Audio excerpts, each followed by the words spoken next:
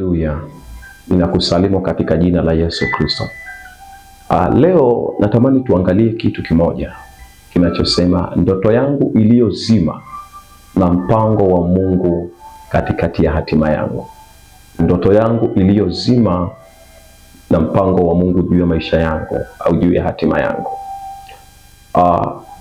Kiuhalisia na kiukweli, kila mmoja unayemuona ana ndoto kubwa sana ambayo ipo katikati ya akili yake na ndani ya moyo wake pia.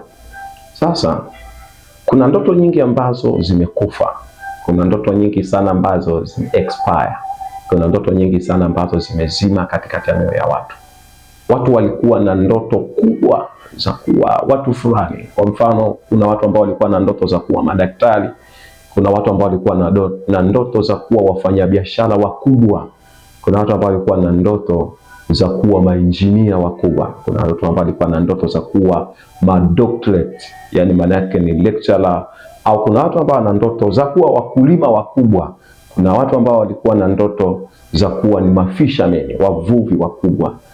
Kuna watu pia ambao wana ndoto kubwa nyingi na tofauti tofauti.